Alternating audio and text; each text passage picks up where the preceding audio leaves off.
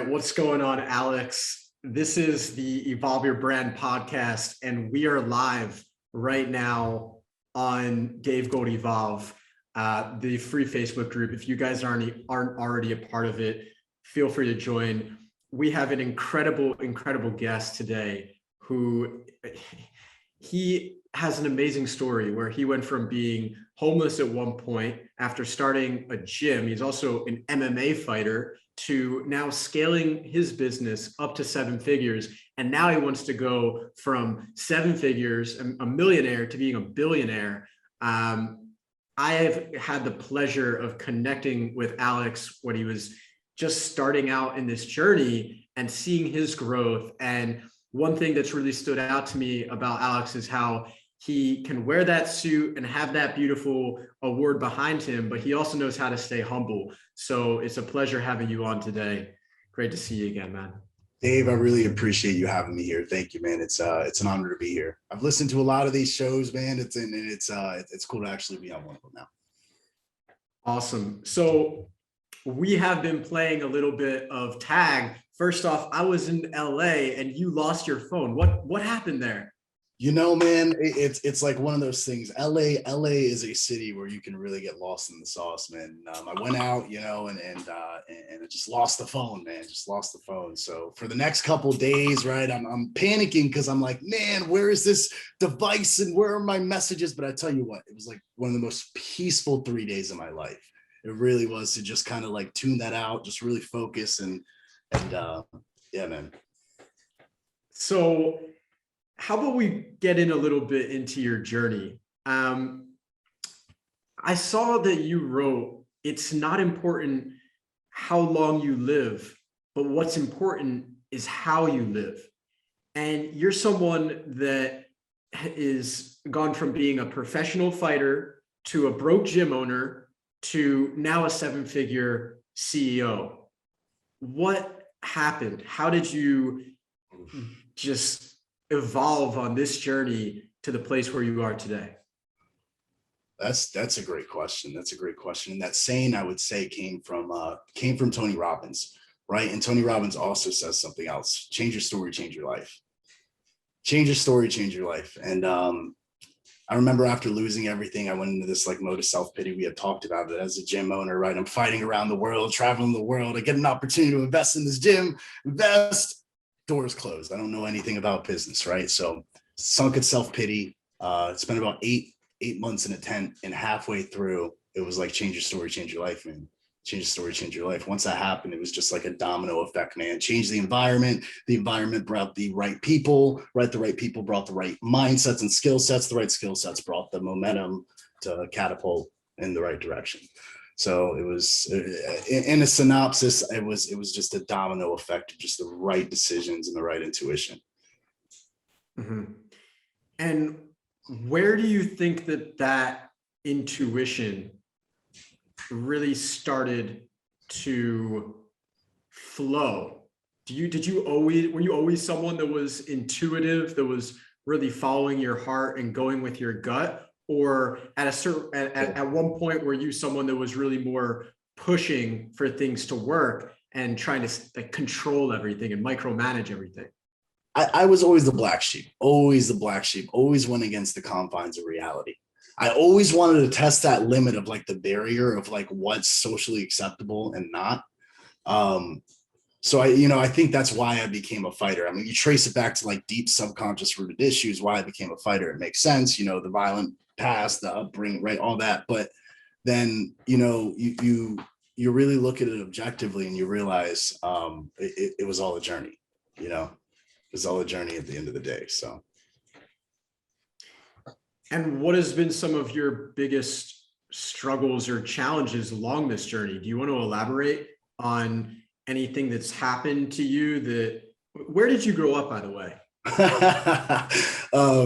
I was a mutt, man. I grew up all around Northern Virginia. So I was all over the place, man. Just, every year would move and would go to, grow up in different schools. And right. So when I was 16, I moved out on my own, got my GED, enrolled in an online college and just kind of like did the life thing myself. And it was there I learned that really at the end of the day, like, yeah, we have a great network of people we surround ourselves with, but the only intuition, the only person you should trust is really yourself. Everyone else is just a filter. Everything else is just a filter and a projection of your reality. So yeah, man, and it was just a matter of taking ownership and owning it and realizing like you don't like there is nobody else. It is only you, you know. And from there I got to build an amazing network of people. From there I got to build an amazing network of people that I choose to surround myself with. But yeah, man, that intuition is I would say what has gotten me to where I am today. I feel like a lot of the time as we grow up, especially in certain societies, we're not being taught to trust our intuition, and intuition is suppressed, and people are trying to force us into that square peg. Even we might be a round peg being forced into a square hole, and it doesn't really match. And it's an indoctrination process, 100%. Exactly. We live a lot of our life just not feeling fulfilled with our job, with our relationship, with our career choices. And for me, it was really breaking out of the US. I went and I lived in countries like Israel and in Australia and New Zealand. And now I'm currently in Europe, in Portugal. And what has been crazy about that experience is seeing that each country is its own little bubble, has its own culture that they don't realize that everyone else is living differently. And what's ironic about it is because I'm starting to learn more languages. I'm on my third language right now. Wow, incredible. Yeah. So I've learned Hebrew and now I'm learning Portuguese. I want to learn Spanish too. Maybe we'll get down to Brazil, Argentina, Colombia. Yeah. Hopefully I'll see you down there. Yeah. And what's interesting about languages is that in these languages, a lot of the time, our expressions carry over from one language to another, but culture doesn't. Okay. Many times culture does not. And yet, if you don't get out of your own little bubble, you never realize that. And so that's why I really encourage anyone that's listening to at least taste that digital nomad lifestyle. Go out and see if you can live in a new culture, a new country. And I know it might be a little bit more challenging today, but at the same time, it's not, because where there is a will, there is a way. When I wanted to leave Israel after living there for 8 years, I went to Poland and I started volunteering in hostels and living on farms. And I did the same thing when I went to Israel. I lived in agricultural communities. And I really did the hard work necessary to get to a place where I was self-sufficient, where I was fulfilled, where I was doing something that I loved. And a lot of the times that takes sacrifice. And we don't want to make sacrifices in life because we just get comfortable, especially, maybe we're growing up in America and it's like we drive everywhere. We don't want to walk. We don't want to take the bus. Why would we take the bus? We don't want to take the train. That's for like poor people, right? Right. And yet in other countries, most people don't even have cars a lot of the time. People, in this city, it's so easy to get around without a car. And so just that sacrifice is so crucial. And I want to tie it in to something else that you've talked about, which is time being irrelevant, and how you decided that you weren't going to quit until you were successful. So is there anything that you want to say about that, about how you decided not to give up on this journey of online entrepreneurship? Yeah, that's a great question, man.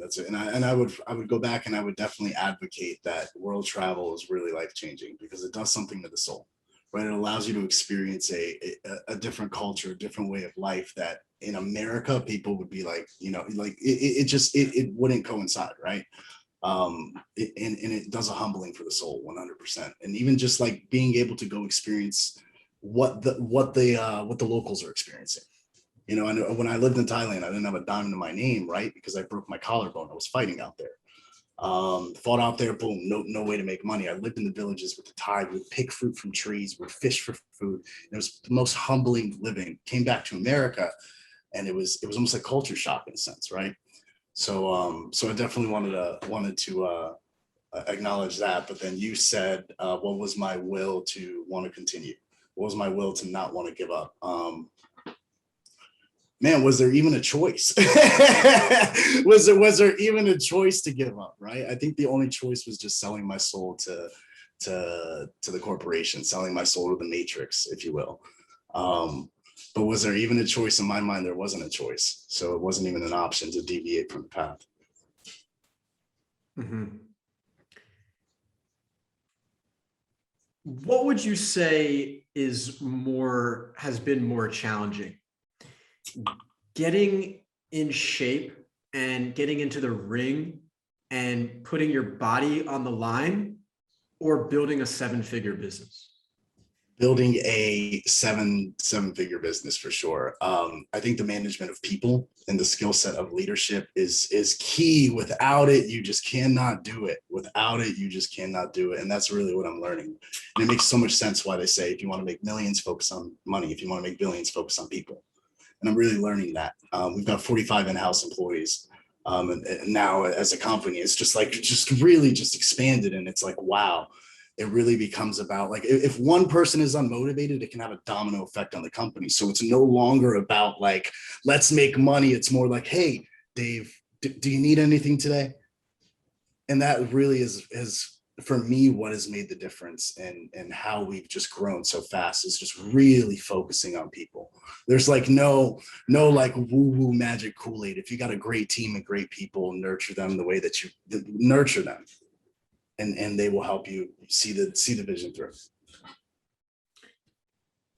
I really resonate with that because I was thinking about it today. I actually spent 2 years in an army, jumping out of planes, carrying a gun around. And I had this realization today that online entrepreneurship is actually way more difficult than going through 2 years in an army, at least from my perspective. I didn't fight a war, but there were a lot of challenges, both physically and mentally. And yet online entrepreneurship can be emotionally draining at times. And the personas and the people that you interact with and the way in which you may want to take the higher road and other people will be trying to bring you down to the lower road. You may want to be conscious and ethical, and then you've got other people who talk a big game but do things that really trigger you emotionally. And so to stay calm, cool, and collected, to be non-reactive, and to not be hurt or feel any type of emotional connection to that shame or cancel culture is very difficult. And it's something that we're not taught or trained in school. It's not something that we grow up in. Maybe Gary Vee talks about how when people make fun of him, he tries to show them empathy, but that's a lot easier said than done. So I'm wondering if you have faced, or what kind of adversity you've faced on your road to some kind of success in business, and how you've handled it. Man, that can go so many different ways. I've been through several partners, right? I've been through, coming and going of people in the company. It's very hard. I've had to learn to detach myself emotionally. But it's really hard, because you're in there in the trenches with your guys every day. And like, no matter how big the company gets, like, you care that this is a person's livelihood. So we've had to let people go. That's really hard. I've had to detach myself emotionally from the process and rely on KPIs and data to be my North Star, to allow us to stay consistent with the goals. Because as soon as I deviate, and it's interesting because you got the personable aspect of being a human being and wanting to be that, wanting to engage emotionally, but then you've got the aspect of being an executive where it's like, wow, we have to really look at this data and make decisions based off of, we got to let this person go because they're not meeting their OKRs, their objective key results. Right. So now that's, this is where emotions do come involved. So it's kind of like a scale.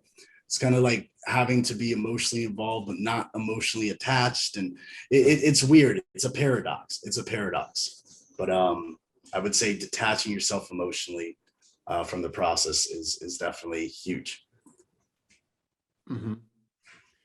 Well, why don't we talk a little bit about how you've built a team that was able to help you scale to 7 figures. So what went into that thought process, and what do you think you did differently than other CEOs who are still trying to get to where you actually where you actually arrived to?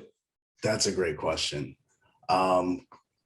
I would say it started with the mentors, right? So I surrounded myself with, a group of mentors. Ken Clothier, he's a real estate billionaire, right? And rephrase the question one more time, Dave, because I want to make sure that I touch on this point, right? I want to make sure I don't go off on a tangent, because the way my mind works, rephrase. No, take us on a tangent. Take us on a tangent, and I'll lead us back if you're too far off. Yeah. So Ken, he tells me, he goes, hey, the biggest thing with entrepreneurs is they're the highest at risk for mental health issues.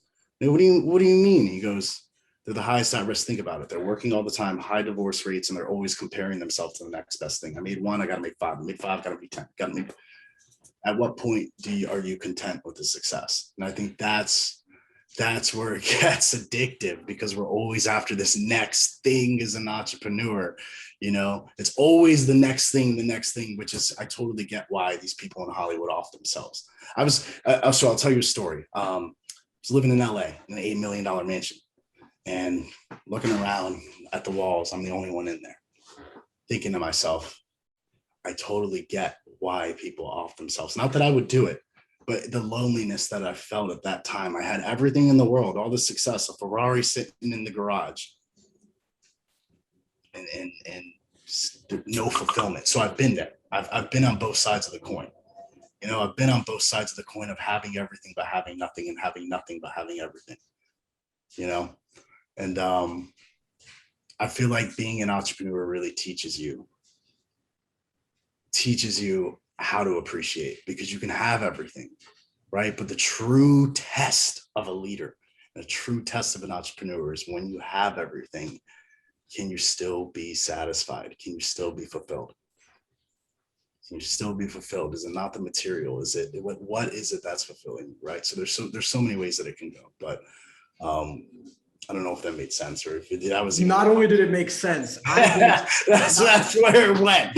That's where it went. No, not only did it make sense, I've been feeling this as well, because when I was traveling around the world working for tech startups in the travel industry, I wasn't making 6 figures. I didn't have my own company. I had a small little personal development group on Facebook, and here and there I might mentor someone for a few bucks or for a phone. Yeah. But I felt so fulfilled. I felt so happy. And I didn't have a ton of responsibilities. It seemed like I could just flow with life. There's a beauty, right? Ignorance is beauty. There's a beauty in just being the little man, in being the employee. Actually, I think Grant Cardone said there are far more employee millionaires than there are entrepreneur millionaires. Yeah. Okay. Because it's a lot easier to just get a job and save up money and have your wife and your kids, rather than trying to build a business, and you've got to pay people, you've got overheads and expenses, and you're trying to reinvest the money into the business, and there's a lot of risk involved. And I got to the point where the pandemic hit, and I said, all right, it's time to take this leap of faith. It's time to be an entrepreneur, right? Isn't that what it's all about in life? And so sure enough, I walked out onto the plank, and I jumped.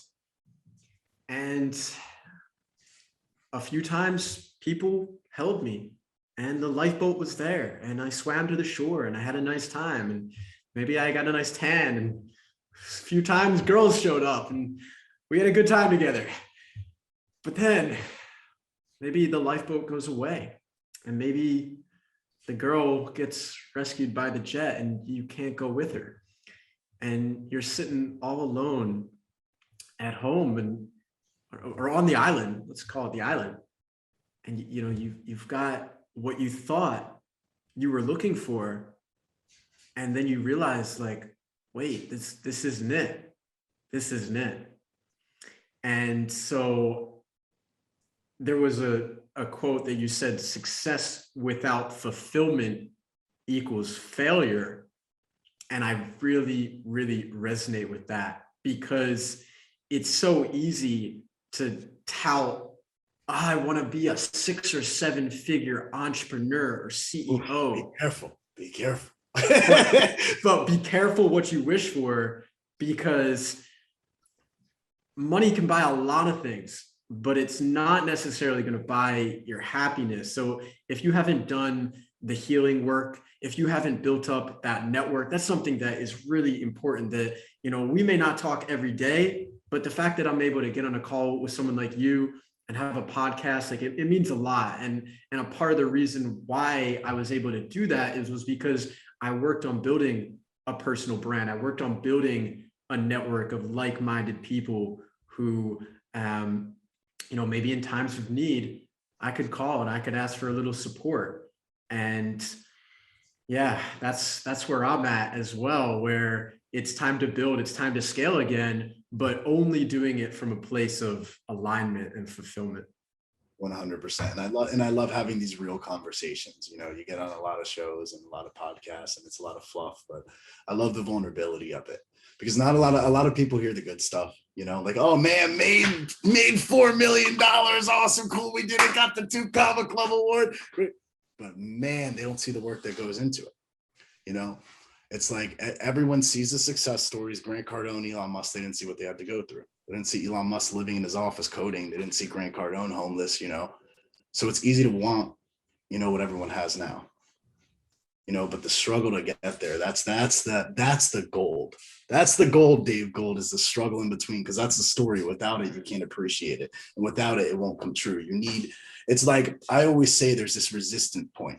And this resistance point is the confines of reality. And right before you break through, everything is just fucking going terrible. It's just because you're breaking through and there's so much resistance pushing you back that once you break through, you're free. And that's where a lot of us get. So anytime you're experiencing that, I always say that's my cheat code from the universe to tell me like, okay, buckle up, baby. Another point of resistance. Let's go. And it can work both ways. It can go backwards. It can go back. You can fall to at least point of resistance, right? As long as you're the law of momentum, right? You know, if you're going to go forward, go forward. Go backward. You can't do both. So just to expand a little bit more though on going forward. So how were you able to build the team and start to scale your business when you were testing out different partners, different employees, different business models? What clicked? What worked? Vision, value, culture. Those are the 3 questions I had to ask myself. What is my vision? Where do I want this company to go? What are the values that everybody who comes into this organization must possess? And what do I want the culture to look like? I knew I could train anybody with any skill set. I knew I could teach someone to build funnels, teach someone to run ads, teach someone to sell, teach someone to do admin work, right? And piece by piece, we would allocate each person out, but they had to match the vision, value, and culture. Without it, I don't care. You can have the greatest credentials in the world.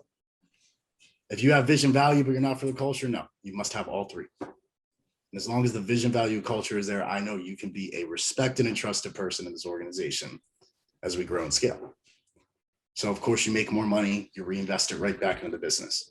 Make more money, reinvest it right back into the business. That gives you more money to expand, to add more personnel. So you expand your payroll, but now overheads at a ceiling.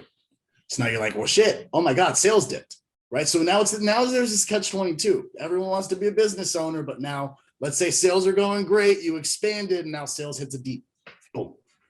Better make sure back end and operations is dialed in, that you're not just relying on a front-end offer to generate revenue for your company.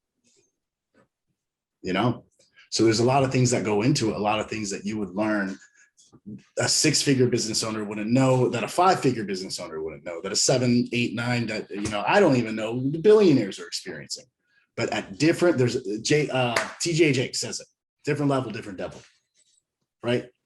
Different level, different devil. At different levels, there are different devils that we have to face. And that is that resistance, whether it's life, whether it's business. Those are the devils, man. You got to break past them. Let's dive into a little bit deeper. What's your vision? Let's go, Dave.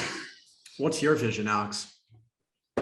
My vision is to have all these parcels of land that have all these schools that teach the children in third world economies digital skill sets to leverage in a digital economy. So now poverty is non-existent because the land is then purchased by the nonprofit to then put solar farms that sell the energy back to the government. Please, if anyone's watching, don't assassinate me, right? Sell the money back to the government to then fund the people. So now poverty does not exist in any nation anywhere else because it's relying on renewable energy and digital skill sets in the digital economy.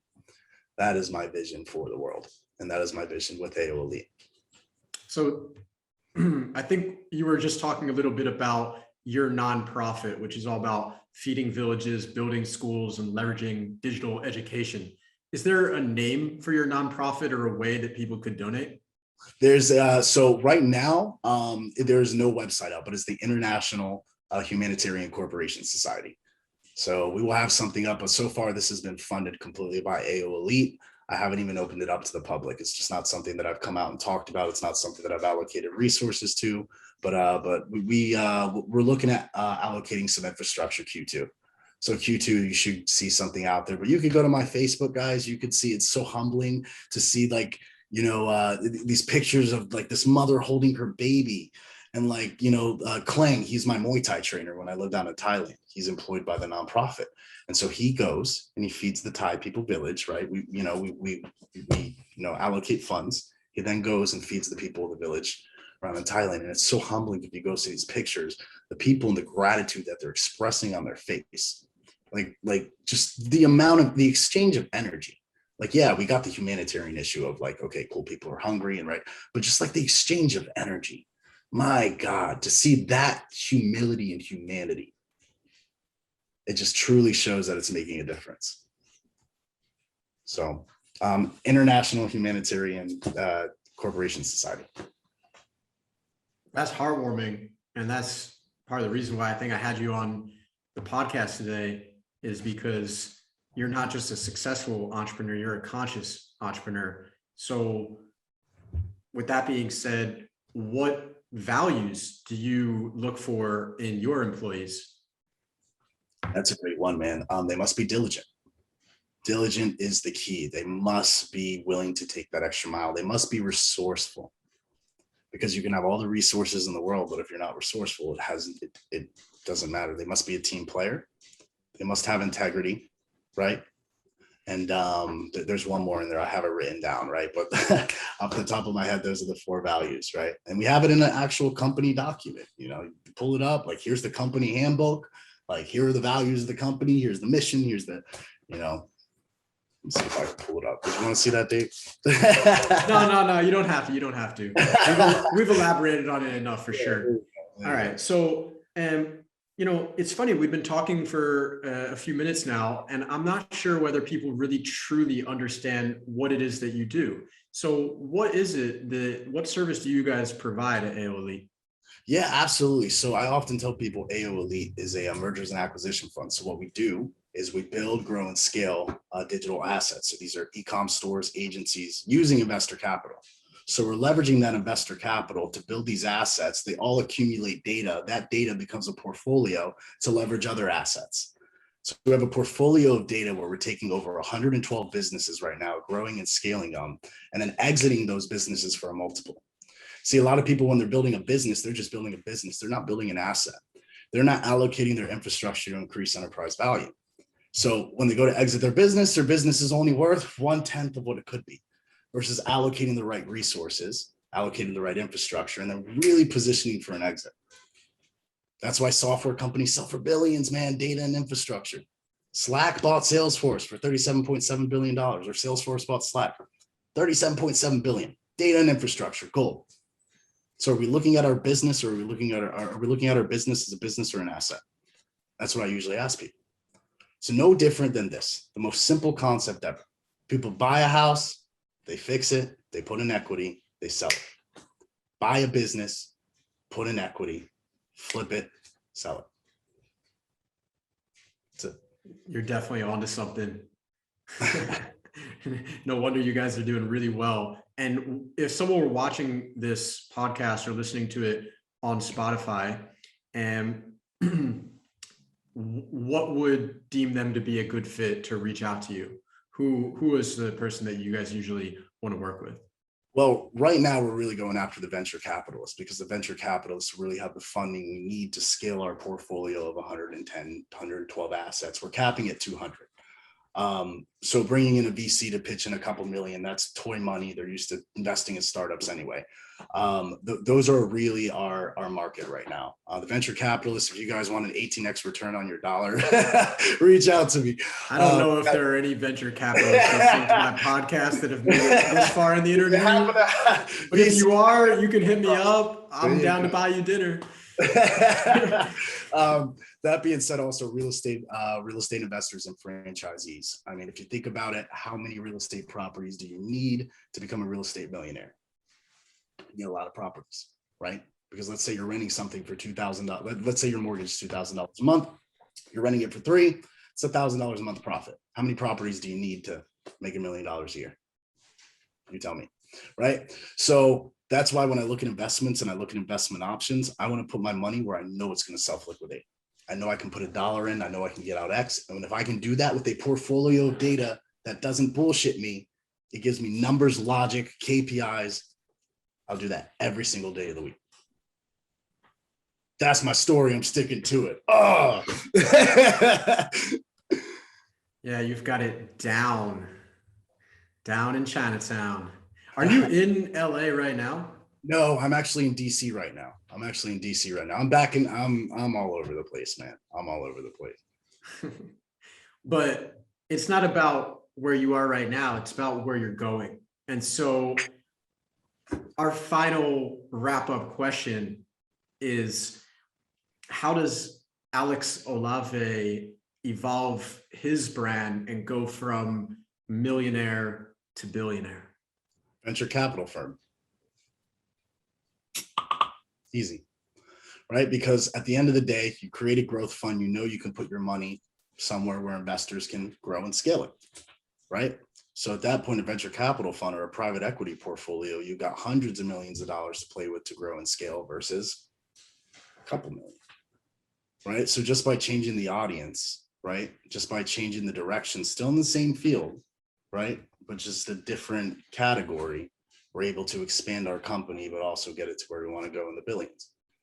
Because I'll tell you right now, a company who does $10 million a month, $120 million a year, right, would easily sell for a 10x multiple. That's 1.2 billion. It's an easy 10x multiple. Digital assets sell for about a 20 to 60x. So that's where we're going, baby, to the metaverse. All of our assets will be in the metaverse. You guys are hearing it first here on the podcast, where you can know, like, trust the brand, feel what you're going to buy before ever shipping it to your door. NFTs, I'm just going to keep it there. When's your NFT line dropping? Am I going to get on the white list? I will tell you guys this, right? NFTs right now have been digital art. Imagine NFTs that are planets that people can build on. Worlds that people can build on. And the idea was inspired by people who were building Minecraft lands and selling the Minecraft land in the blockchain where people could build on. Why not build planets and universes? We are the creators. It's kind of weird. We're almost like waking up to the fact and the innate ability that we are creators because we're creating worlds. What if we are in a metaverse right now? What if this is a metaverse? Alex, let's just reward the listener that made it through the end of the interview. Not financial advice. Do you have a Moonshot Coin that you are big on? Cardano, man. Cardano. I think it's the future. Not financial advice, right? I think it's going to be one of those that you see Litecoin went, from like $5 to 400 over a couple of years, right? Cardano is one of those coins, man. So Don't tell Alex Becker that. Not financial advice, but I'm all in. I'm all in. Awesome. Alex, I hope this is just the first of many. I really appreciate you taking the time and coming on. And I've had a few other guests who it's really incredible to look back where they were when I interviewed them to where they are today. And I'm sure the same is going to be said with you. So we're looking forward to your growth in 2022 and beyond. Awesome. Thank you, Dave. Thank you for having me. And thank you, listeners, for listening. Appreciate you, man. You're very welcome. Guys, if you enjoyed this episode, feel free to drop a like, drop a comment, reach out to Alex on Facebook, Alex Olave, or myself, David S. Goldstein on Facebook, LinkedIn, or Instagram. And if you want to learn more about the Evolve Mastermind 2.0 that's dropping for conscious leaders, we're going to be starting very soon. It's going to be an amazing opportunity for you to grow both your personal and your business. Okay. I look forward to hearing from you. It's been a pleasure. Talk to you soon.